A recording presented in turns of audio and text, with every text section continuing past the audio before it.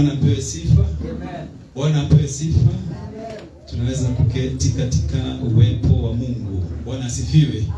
Kwa majina ninavyotambulishwa na mchungaji wetu, naitwa Missionary John, lakini kwa majina ya kiuzazi naitwa John Migwi na ama Baba Martin. Bwana asifiwe. Amen.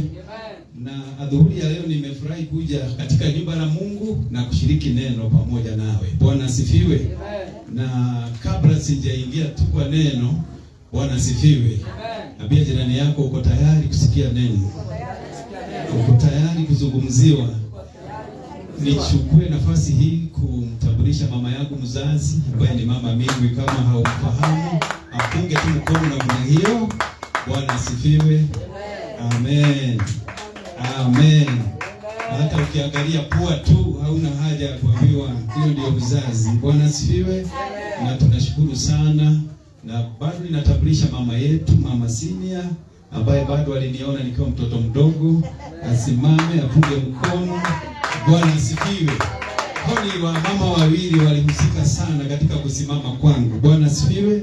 Kama ungerusha mawe juu ya nyumba upatwe na mama Kabali, sasa wewe ujue umepatikana. Praise the Lord. Amen. Na basi nasema kwamba ile msingi tulio nayo ni kwa sababu ya hawa mama kutulea kwa njia ya kiungu na kwa njia ya discipline.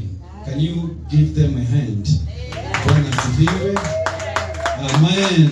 Na ningependa kushawishi wamama wa siku ya leo, ama wazazi tulio sasa hapa wa generation inaitwa Alpha, hivyo beta, tusilegeze sana. Amen. Biblia inasema spare the Lord, spoil the child. Saa zingine tusiwaite tu baba na mama, lakini tuwakataze. Amen. Na itakuwa vyema. Bwana asifiwe. Basi adhuhuri ya leo nimeheshimika kusimama hapa nikileta upendo wa our mother church kutoka kwa reverend wetu. Bwana asifiwe. Mchungaji wetu Senior Pastor Kabari pamoja na mchungaji mwingine anaitwa Maina, the pastor in charge, na kamati, kwa sababu tulikuwa na mkutano asubuhi ya leo. Bwana asifiwe. Na ndio umeona nimechelewa muda kidogo, manake mimi huwa pale ni mwandishi, na basi nikafanya mikakati na nikajisukuma ili niweze kufika mahali hapa. Bwana asifiwe. Umepokea upendo wa kanisa la nyumbani. Bwana asifiwe. Na basi nina heshima sana, ama nimeheshimika kusimama mbele zenu kwa wachungaji walio hapa na chama ya kanisa hii kunipa fursa hii. Bwana asifiwe. Nimshukuru mchungaji wetu Haron, mchungaji wetu anaitwaje? Pastor Elsie. Bwana asifiwe.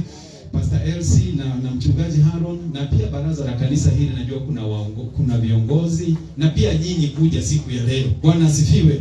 Kwa maana haukutaka kukaa nyumbani, ulisema lazima uje katika kanisa la Mungu na uweze kusikia neno. Amen.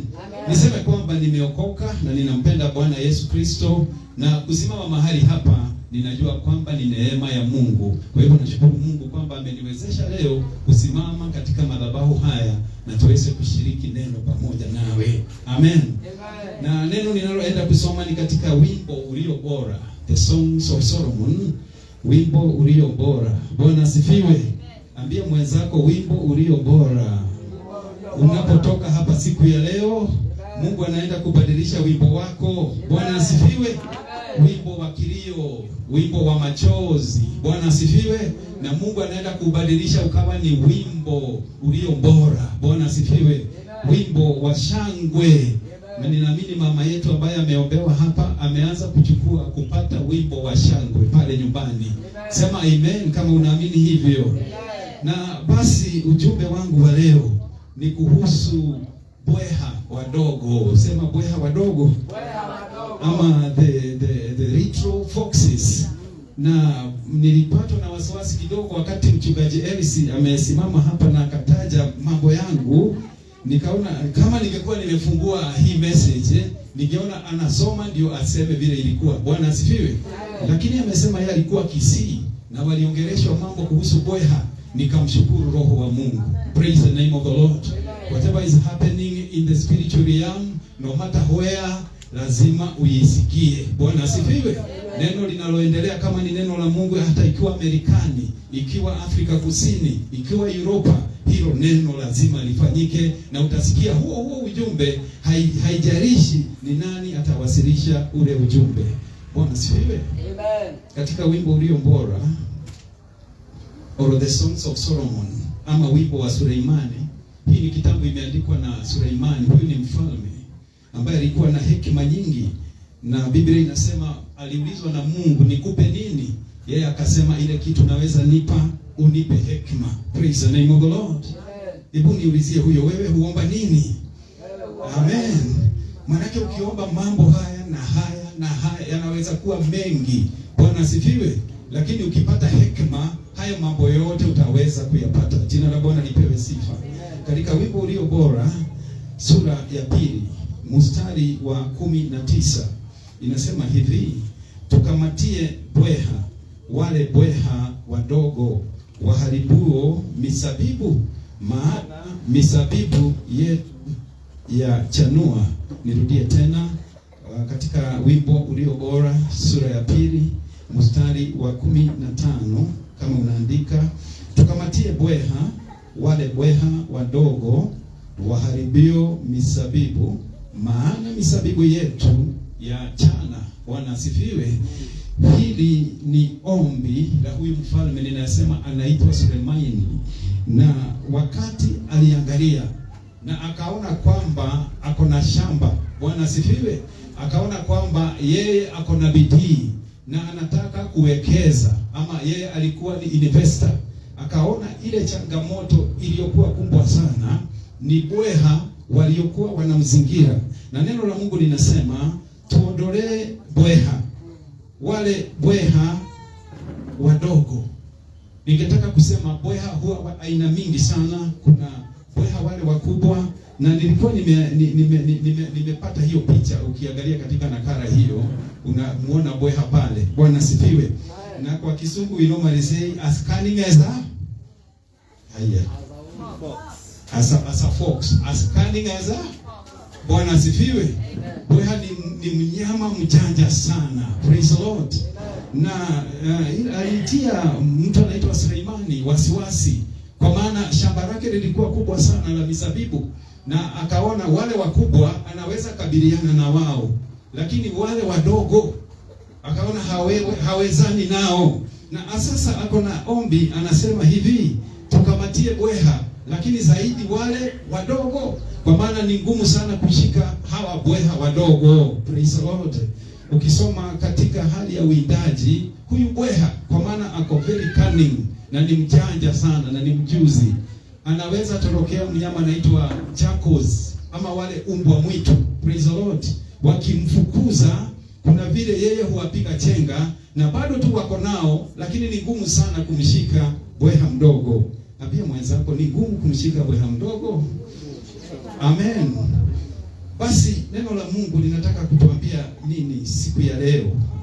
Ninataka kuzungumza sasa kwa kanisa la Mungu. Bwana sifiwe. Ukisoma katika kitabu cha Yohana 15, Yesu Kristo anasema, mimi ndio mzabibu. Mimi ndio mzabibu na Baba yangu ndiye anayechunga ule mzabibu. Ama my father is the gardener and I am the vine. Alafu anaenda hapo mbele anasema sisi ama nyinyi ndio matawi. Praise the name of the Lord. Anamaanisha kwamba yeye ndio ule mzabibu na sisi ni matawi ambayo yamewekwa katika ule mzabibu. Na sasa kama mzabibu utaenda kupata matunda, itatokana na hayo matawi. Praise the name of the Lord. Na basi huyu mnyama anayeitwa the little fox ama fox huwa anawinda sana matunda ya mizabibu. Anaipenda sana, na ukisoma anavyotumia mbinu za kupata yale matunda, kwa maana mengine yako juu, akiona hayawezi kuyafikia, anapitianga kule chini, anaanza kukata mizizi. Ikikatwa mizizi inaanza kuzorota, inaanza kuangamia, na kisha yeye huiangusha ile mizabibu na kuyara yale matunda. Na sivyo hivyo tu, wakati ameingia lile shamba la mizabibu, huwa anaharibu matunda yote. anakanyaga na kuleta hali inaitwa ya chaos katika hiyo shamba, na ukienda pale utapata ni kama kwamba haukuwa umeweka kitu chochote. Amen. Amen. Sema ninakamata wabweha wadogo maishani mwangu katika jina la Yesu Kristo. Amen. Na ninataka ukwetu umewashika tunapoendelea namna hiyo. Na basi neno la Mungu leo ninataka kupeleka katika hatua kadhaa, ni kuonyeshe hawa bweha ni nani. Praise the name of the Lord. Amen. Je, ungependa kujua huyo bweha ni nani? Amen. Ni mambo ambayo katika maisha yetu ya Kikristo yanaingia, kwa sababu that's why the Bible is saying hawa bweha ni wadogo. Ni mambo madogo, amen, ambayo yanaweza kuwa hatari yakirudiwa na kuachwa bila kushughulikiwa. Ninarudia tena, ni mambo madogo yanayoweza kuwa hatari yakirudiwa na kuacha bila kushughulikiwa. Na hii mambo sio tu kwamba inafanya mtu apoteze baraka za Mungu, bali mambo hayo yanaweza kuangamiza. Jina la Bwana lipewe sifa. Amen. Na jambo la kwanza tunapoangalia who are these small foxes in our lives, jambo la kwanza ni hali ya Mkristo kukubaliana ama kulegeza msimamo. Amen. Kama wewe ni Mkristo, uko na msimamo ndani ya Bwana ya kumwogopa Mungu, kumcha Mungu, kusimama katika hali ya utakatifu, lakini kunaweza fikia mahali, labda kwa changamoto za maisha, labda kwa mambo unayotaka ama hatua unazotaka ama ngazi unazotaka kupanda, ama unaona wenzako wamekuacha sana na unaona wewe ni kama haupigi hatua katika maisha yako, na unaweza anza kulegeza msimamo wako ili uweze kupanda daraja ama kupata madaraka ama kuendelea katika kiwango kingine. Bwana asifiwe.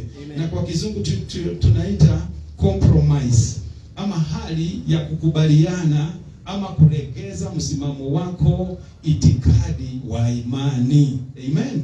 Na hii ni mambo tumeyaona. Saa zingine unasikia mtu huyo hayuko kanisani tena, unasema siamini. Huyo dada ndiye alikuwa anatuongoza katika sifa, yule mama alipoomba wakati ule, yule mzee wakati angeomba katika mikesho. Bwana sifiwe. Lakini sasa huyo mtu hayuko tena. Ni mambo tumejionea na macho yetu. Nini ilifanyika kwa huyo mtu? Labda alikaa sana, akaona kama amechoka kumsubiri Bwana. Bwana asifiwe. Akaambiliwa njia, akaambiwa hapa ukifanya hivi na yale, basi wewe umefaulu, umepata ile kazi, umepata ile tenda. Amen. Umepata hiyo kitu ulikuwa unataka. Na katika masomo tunayosoma siku ya leo, ningependa tusome katika Danieli wa kwanza sura ya 8. Na ninaomba tukosomewa na mchungaji wetu. Danieli wa kwanza sura ya 8. Hapa tunamuona mtu ambaye alisema kamwe hataweza kukubaliana na hatalegeza kamba ya imani yake. Sasa nataka ujue huyu ni bweha wa kwanza, bweha mdogo wa kulegeza msimamo wako katika Bwana. Hebu mchungaji ukatusomea. Danieli wa kwanza sura ya 8. Lakini Danieli hata iko hapo. Lakini Danieli alipoazimu moyoni mwake, ya kuwa hatajitia unajisi kwa chakula cha mfalme, wala kwa divai aliyokunywa, basi akamwomba yule mkuu wa matoasi ampe ruhusa ajitie unajisi. Asante, ni hapo tu. Kisha tu hapo. Bwana asifiwe. Amen. Basi Danieli aliazimu moyoni mwake. Kuazimu ni kupapas, ama aliamua ndani ya moyo wake yeye hata jinajisi moyoni mwake, kuwa hata jitia unajisi kwa chakula cha mfalme wala divai iliyokunywa. Basi akamwomba yule mkuu wa watowashi ampe ruhusa ajitie unajisi, asijitie unajisi. Bwana asifiwe. Ambia mwenzako azimu ndani ya moyo wako kwamba hautajinajisi kwa chakula cha mfalme. Usilegeze imani yako kwa sababu ya opportunities, utoke kwenye mapenzi ya Mungu. Bwana asifiwe. Kwa maana hayo mambo unayoenenda kwake, Mungu ako na mpango mkubwa wa kukubariki zaidi ya hiyo. Bwana asifiwe. Kwa hivyo ninaomba ukawa na subira, mtu wa Mungu, katika imani hii. Usichanganye imani yako kwa mambo unayosikia na kuambiliwa, utoke katika Bwana. Jina la Bwana lipewe sifa. Amen. Hatua ya pili ni ukosefu wa msamaha na chuki. Amen. Unajua haya ni mambo ninayonena, ni mambo tukikuangalia hatuwezi jua kama uko nayo, because these are not giants. Tuelewane watu wa Mungu. Amen. Bwana asifiwe. Amen. Ni mambo ambayo uko nayo lakini inakuadhiri sana kiroho na unayapuzilia, na tukikuangalia labda tunaona hauko nayo, lakini wewe ukijichunguza mwenyewe unajua uko nayo. Bwana asifiwe. Ukosefu wa msamaha na chuki. Hebu niambie aliye karibu nawe, kama nishawahi kukosea, mimi nimekusamehe. Kama ushawahi nikosea, amen. Na kama nishawahi kukukosea, hebu nisamehe. Jina la Bwana lipewe sifa. Maneno haya tunaiona katika Waibrania sura ya 12 mstari wa 15. Waibrania 12 mstari wa 15. Amen. Mizizi ya uchungu inaweza sababisha maafa makubwa na kuadhiriwa zaidi. Praise the name of the Lord. Kuna watu wengi hukaa katika nyumba la Bwana na kulia kweli na kuomba kweli na kujitoa hata kwa zaka na sadaka zao, lakini ndani ya mioyo yao, kwa maana walikosewa siku moja tu, labda ni mchungaji, kwa maana wachungaji wetu si malaika. Bwana asifiwe. Ni binadamu tu. Bwana asifiwe. Lakini Mungu amewapa neema ya kusimama na kututumikia. Labda ni dada yako ama ndugu yako ama pale nyumbani. Bwana asifiwe. Na kweli ulikosewa na ikakuumiza sana.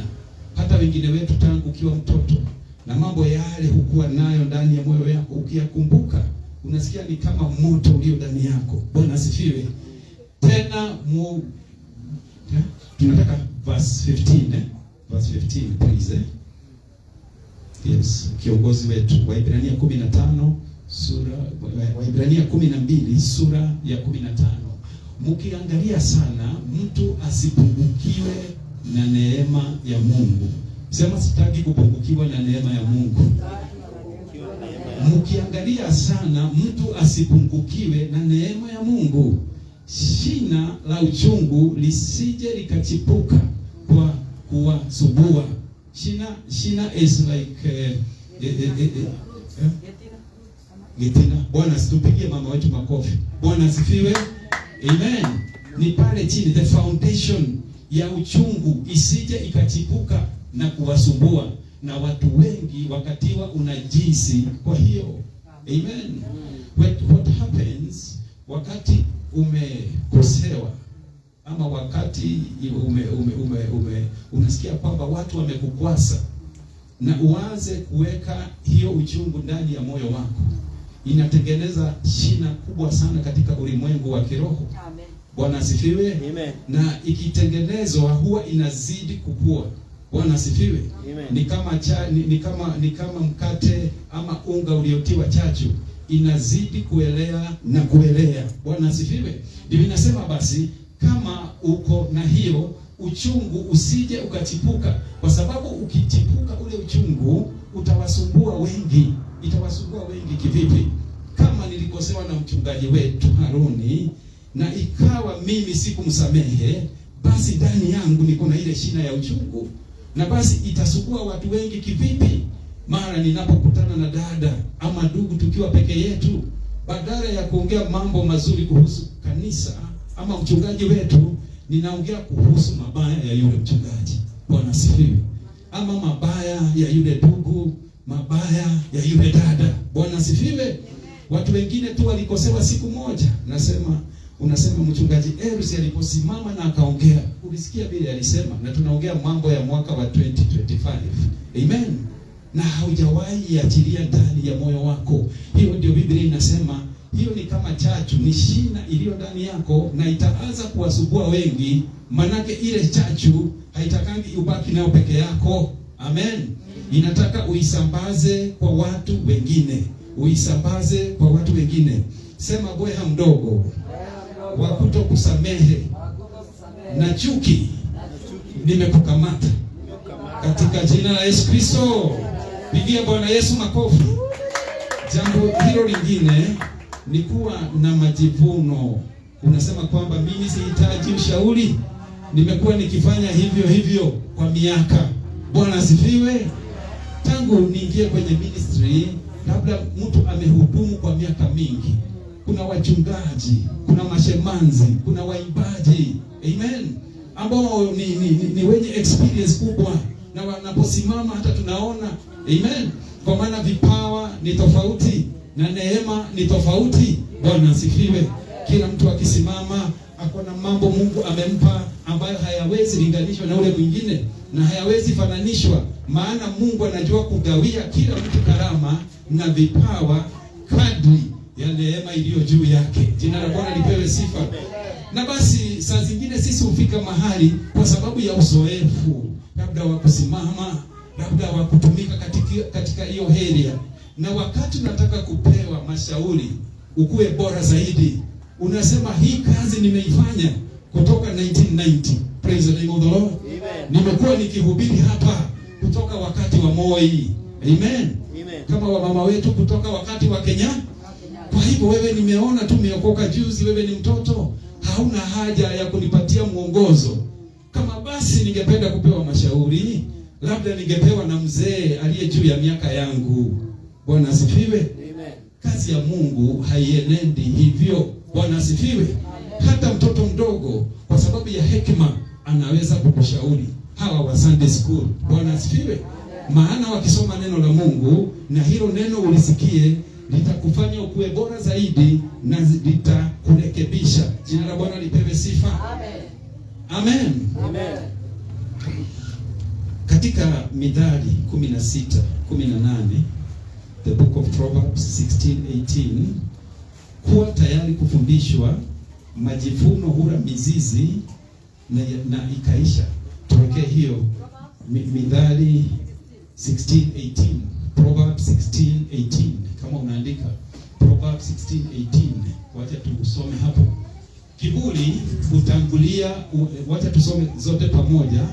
Kiburi hutangulia uangamivu, na roho yenye kutakabari hutangulia maanguko. Turudie tena. Kiburi hutangulia uangamivu, na roho yenye kutakabari hutangulia maanguko. Kwa Kizungu ndio inasema pride comes before. Amen. Ambia mwenzako, kubali kuongozwa tu. Amen. Bwana asifiwe. Yesu Kristo mwenyewe anasema amekuja hapa sio kufanya mapenzi yake, bali mapenzi ya Bwana. Praise the name of the Lord. Amen. Anatuonyesha kwamba yeye ako na roho wa kubondeka na ako na what we call humility. Bwana asifiwe. Lazima uanze kunyenyekea, mtu wa Mungu, na lazima uamini kwamba there is no man who knows everything. Praise the name of the Lord. Uko na mahali unanihitaji. Bwana asifiwe. Na mimi niko na mahali ninakuhitaji. Amen. Haijalishi masomo, haijalishi ninasema the status ya maisha, lakini kuna nafasi, kuna jambo unaloweza kunisaidia. Bwana asifiwe. Amen. Sema majivuno na kiburi nimekukamata katika jina la Yesu. Kuna jambo lingine tunaita uzembe ama laziness. Bwana asifiwe. Na hii sana sana ni katika maisha tunayoishi, kwa sababu bado tunaishi katika ulimwengu huu. Bwana asifiwe. Unakuwa hautaki kufanya juhudi zozote kwa maisha, na katika maisha ya kiroho bado hautaki kufanya jambo lolote, ama umezimia, unaenda moto wako ukididimia. Bwana asifiwe. Mchungaji Sheru alikuwa anaongea mambo ya moto. Bwana asifiwe. Na katika mambo hayo tunaiona katika kitabu cha Warumi 12 mstari wa 11. Lazima tuwe watu wa bidii katika kiroho na katika maisha ambayo tunayoishi. Amen. Niambilie huyo, weka bidii sana. Bwana asifiwe. Basi tuko hapo Warumi 12 mstari wa 11. 12:11. Neno la Mungu linasema tuweke bidii na tusiwe walegevu, tukiwa na juhudi katika roho zetu, tukimtumikia Bwana. Hebu turudie hivyo, kwa bidii si walegevu, mkiwa na juhudi katika roho zetu, mkimtumikia Bwana. Bwana asifiwe. Imenitia moyo mchungaji anaposema walikuwa hapa saa 3 usiku na wakaona zawadi ikiletwa. Praise the name of the Lord. Na ninaamini kama waliona zawadi ikiletwa, hata Mungu aliwapea zawadi katika kiroho. Praise the name of the Lord. If you want God to bless you, usikuwe mregevu katika mambo ya kiroho. Kanisa hili kama halifungwi ama kama linafungwa, unaweza pata funguo. Praise the name of the Lord. Amen. Njoo hapa hata kama uko peke yako. By the way, hiyo ndio ile maombi ina nguzo sana. Kuja uongee na Bwana, umulilie Bwana mahali hapa. Hata kama ni muda wa dakika 15 tu kwa imani. Hata kama ni dakika 30. Praise the name of the Lord. Amen. Fanya bidii mtu wa Mungu. Soma neno la Mungu. Bwana asifiwe. Tafakari neno la Mungu. Kuna research inayofanywa kama watu wa siku hizi wanachukua masaa mengi sana katika social. Kama kuna mtandao unaoitwa TikTok, unapoingia pale, kutoka hauwezi toka kwa urahisi because it is very addictive. Amen. Na unaweza chukua muda mrefu sana kama 3 hours bila kufanya jambo lingine, ukiangalia picha pale na kusikia mastori mingi. But wewe kupata nafasi tu dakika 10 ama 20 kusoma neno la Mungu na upige magoti. Sasa hiyo ninasema ukiwa peke yako. Bwana asifiwe. Hiyo mambo hayapatikani sana. Kwa sababu nini? Huyo ni bweha mdogo wa kukufanya ukuwe na shughuli na usisome neno la Mungu, usiweze kupiga magoti na kuomba, na usijitoe kwa kazi ya Mungu kwa njia yoyote. Hapa ningesema pia hata kwa matoleo, unasikia hautaki kutoa kamwe. Amen. Na tukikutana na wewe pale unaniambia missionary kula sabusa 2, nakwambia nimeshiba, unaitisha hata 4. Amen. Amen. Tukitoka hapo unaniambia tuingie hapa nikununulie nyama. Amen. Amen. Jina la Bwana lipewe sifa. Amen. Mwambie sio wewe. Sio wewe. Lakini ni ufikirie. I'm not talking about. Bwana asifiwe. Mwambie sio wewe, ni mimi. Sio wewe, ni. So tusikue wanyonge katika mambo ya Mungu. Wacha tuweke bidii katika mambo ya Mungu, kwa maana bidii ile tunayoweka sio bure tu. Jina la Bwana lipewe sifa. Amen. Sema bweha wa uzembe. Bweha wa uzembe. Ninakukamata. Katika jina la Yesu Kristo. Kuna jambo lingine, kuna mambo inaitwa dhambi ya siri. Amen. Dhambi ya siri. Dhambi ya siri. Sijui kama ushaiona paka, umeweka maziwa nyumbani, kama uko na paka, ameyakunywa maziwa, lakini ukirudi unapata maziwa hayapo, na huyo paka hata ako mbali, hata amelala anajifanya ameshikwa na usingizi. Amen. Na niye amekunywa hiyo maziwa yote na amejipanguza mdomo wake. Praise the name of the Lord. Amen. Ambia mwenzako sio vizuri kunywa maziwa. Sio vizuri kunywa maziwa ambayo si yako. The secret sin inakuadhiri sana kimaisha, kwa maana unapoenda mbele za Mungu, unajua Mungu anakuandika wazi mambo yote unayofanya. Bwana asifiwe. Wakati tunatoka hapa Sunday, kesho ni Monday, Tuesday, up Saturday ndio turudi hapa, kuna mambo unayofanya ama uko na juhudi mingi sana. Praise the Lord. Na hatuwezi jua kabisa ulikuwa unafanya nini, lakini Mungu anajua ulifanya nini, na Roho wa Mungu anakumulika. Haijalishi utakavyokuja Sunday. Praise the name of the Lord. Bwana asifiwe. Unajua Jumapili watu wanakuanga wameokoka kweli, na watu wako na ushuhuda kweli, na watu wako smart kweli. Praise the Lord. Jumapili hata hauwezi jua mtu hana kazi, hata mtu hana gari. Kila mtu akiangaliwa hapo unajua wako na gari yake parking. People look good and glorious. Praise the name of the Lord. But can you be looking glorious kama ulivyo Sunday. Hebu mwambie mwenzako hivyo. Wacha ukue hivyo, tunakuona mpaka Saturday. Amen. Sema amen. Amen.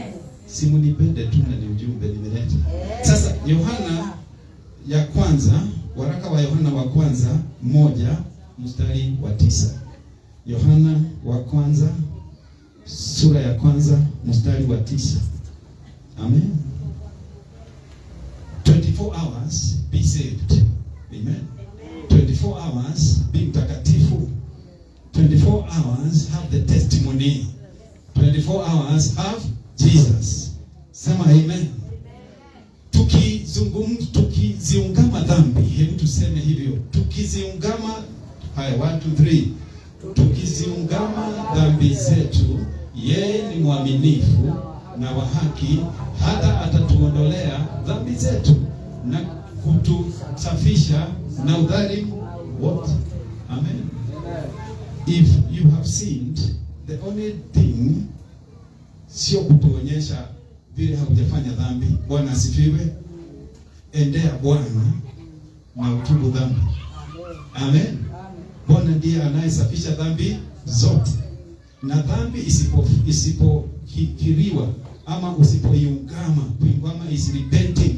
Na kurepent tu sio kusema ulifanya. Kurepent ni kumaanisha umetabua hiyo dhambi na umeikiri mbele za Mungu, and repentance is turning. Praise the Lord. Kutoka wakati huu hadi kuendelea usiyarudie mambo hayo. Praise the name of the Lord. Lakini kuna wengi wako na hiyo tabia kusema basi nilikosa, basi ilifanyika, lakini bado unarudia hayo. Hiyo sio repentance. Praise the Lord. Bwana anataka ukafanya repentance ya ukweli. Praise the Lord. Sema dhambi ya siri. Nimekukamata. Amen. Sijui sasa umekamata bweha wadogo wangapi? Amen. Tupigie mchungaji wetu makofi. Mpigie makofi mazuri. Pigie Bwana Yesu makofi. Amen. Kuna bweha mwingine anaitwa kutoamini na kuwa na uoga. Amen. Niambilie mwenzako wacha uoga. Acha uoga. Bwana asifiwe. Uoga inaweza kukusababisha usifaulu katika maisha. Hata usisimame hapa na labda Mungu amekuita uko na kipawa kikubwa sana. Amen. Kwa maana unauliza nikisimama pale watasema aje? Na sijui kuongea vizuri. Hata Musa hakuwa anajua kuongea vizuri. Na akaambiwa wewe ongea na hiyo kigugumizi. He was stammering. Lakini nduguyo ndio atakaye tafsiri. Praise the name of the Lord.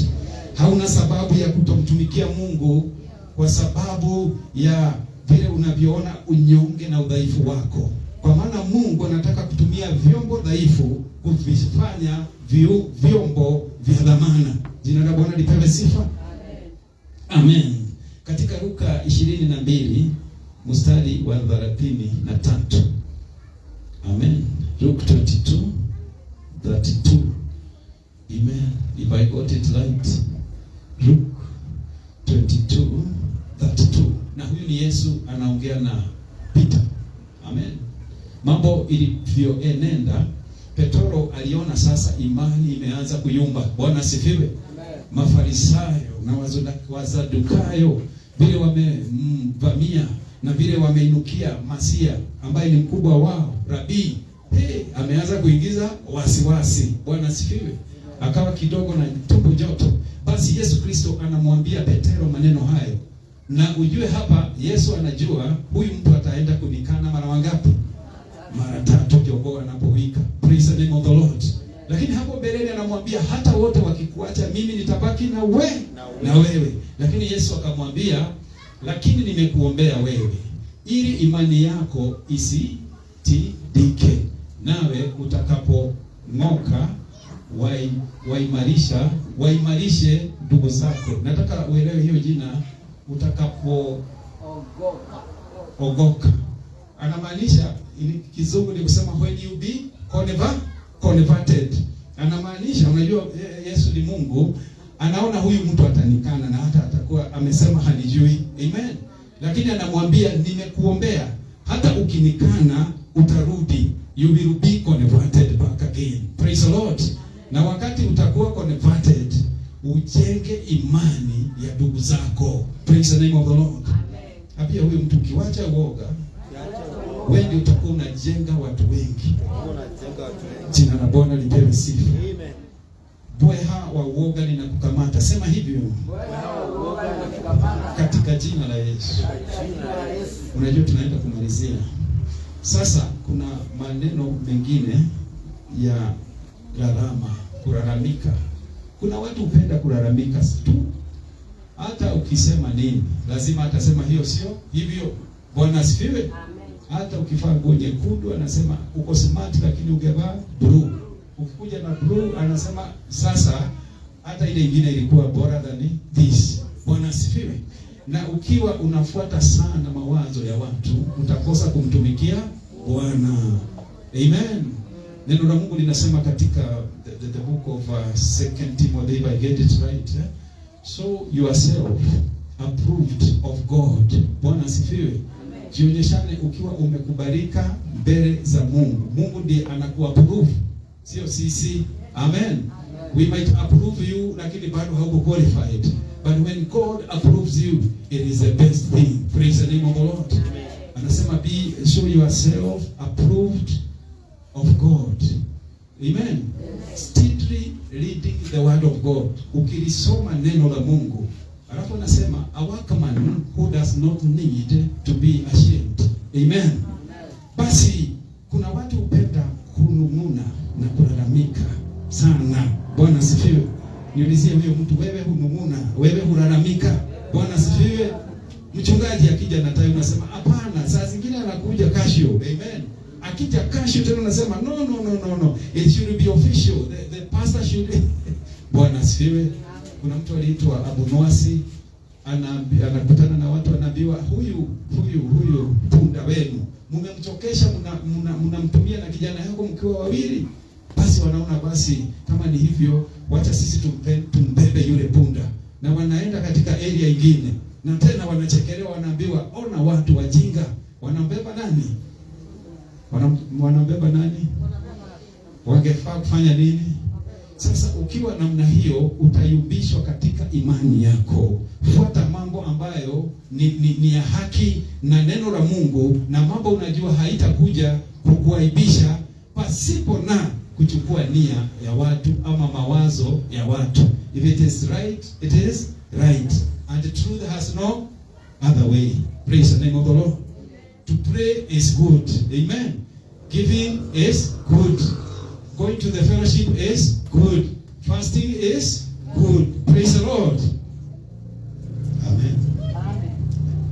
Sema nimekamata. Amen. Kulalamika na kunung'unika. Kama unaandika ni katika Wafilipi wa pili mstari wa 14. Wafilipi wa pili mstari wa 14.